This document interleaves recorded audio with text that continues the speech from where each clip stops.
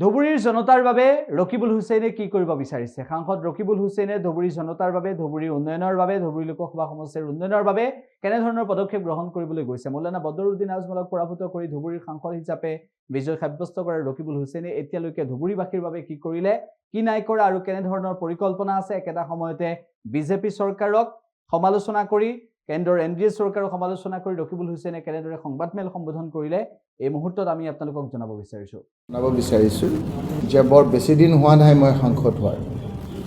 হোৱাৰ পিছত সংসদত অসমৰ সামগ্ৰিক সমস্যাসমূহ বা তাৰ সমাধান আৰু মোৰ সমষ্টি ধুবুৰী লোকসভা এলেকাৰ বিভিন্ন সমস্যা আৰু তাৰ সমাধান সম্পৰ্কে লোকসভাত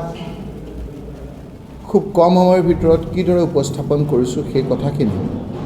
মই আপোনালোকক ইয়াৰ আগত কিছু ব্যাখ্যা কৰিছিলোঁ। প্ৰথমবাৰ লোকসভাত প্ৰৱেশ কৰিয়েই প্ৰায় 500তকৈ অধিক সাংসদৰ লগত ফেৰ মাৰি নিয়ম নীতি সকলো মানি কথা কোৱাৰ সুযোগ খুব নাথাকে আৰু বিশেষকৈ সমষ্টিভিত্তিক কথা কোৱাৰ সুবিধা বিভিন্ন ক্ষেত্ৰত নাথাকে, কাৰণ এটা ডিচিপ্লিনত আপোনাৰ গোটেই সাংসদখন চলে। প্ৰথমবাৰ প্ৰৱেশ কৰিয়েই অলিম্পিক বা খেলৰ বিষয়ে আলোচনা হওঁতে মোক দলে সেই বিষয়ে খেলৰ লগত লাগি থকা ব্যক্তি হিচাপে মোক ক'বলৈ কওঁতেই আমাক চকু চৰহা সেই লোকসকলে যিসকলে আমাক বেয়া পায় সেইসকলে এনেধৰণৰ এটা পৰিৱেশ ইয়াত কৰিলে সহজ সৰল মানুহক, যে লোকসভালৈ গৈয়ে ৰকিবুল হুছেইনে সমস্যাৰ কথা নকৈ খেলৰ কথা ক'লে। আমাৰ সহজ সৰল মানুহ অলপ কনফিউজ হ'ল যে তেওঁনো কিয় খেলৰ কথা ক'লে, কিন্তু তেওঁলোকেতো গম পোৱা নাছিল যে সেই সময়ত অলিম্পিক হৈছিল আৰু অলিম্পিকৰ ক্ষেত্ৰত যেতিয়া লোকসভাত প্ৰথম গৈয়ে আলোচনা হৈছিল, তেতিয়া গোটেই দলবিলাকক আমি যেতিয়া বিভিন্ন দলে বিভিন্ন ডিচিপ্লিনৰ খেলুৱৈসকলক যেতিয়া ইয়াৰ পৰা যোৱাৰ কাৰণে অভিনন্দন জনাব লাগে, সেই শীৰ্ষক কথা বতৰাত মোকো আমাৰ দলে আৰু লোকসভাৰ স্পীকাৰে মোক কথা ক'বৰ সুবিধা দিছিল। পিছতে আপোনালোকে দেখিলে যে ইয়াৰ মূল যিটো সমস্যা গৰাখহনীয়াৰ কথাটো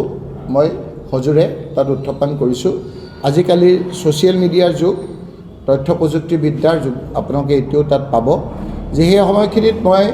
ভাৰতবৰ্ষক জনাব বিচাৰিছিলোঁ যে অসমৰ যিটো সমস্যা সেইটো দিল্লীয়ে বুজি নাপায়।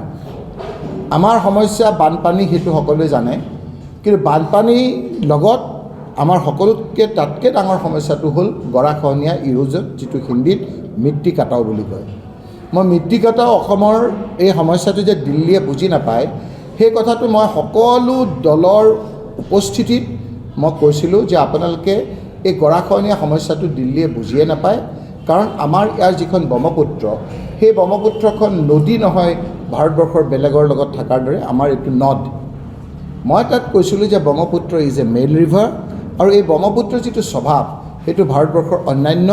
নদীৰ লগত নিমিলে, আৰু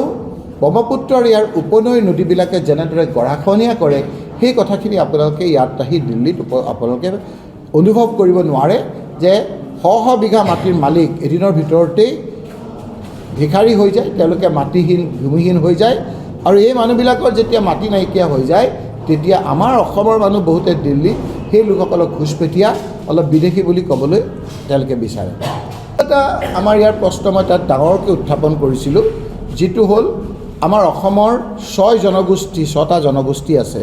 যি জনগোষ্ঠীকেইটাই আপোনাৰ ট্ৰাইবেল কৰাৰ কাৰণে অসমৰ সকলো লোকে আপোনাৰ এইটো বিচাৰিছিল, দাবী আছিল।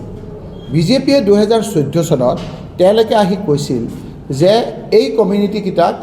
আমাৰ চৰকাৰ যদি হয় আমি 100 দিনৰ ভিতৰত আমি ট্ৰাইবেল বুলি ঘোষণা কৰিম। যিকোনো খবৰৰ বাবে যোগাযোগ কৰক 7099017330 লগতে 7099017110 নম্বৰত।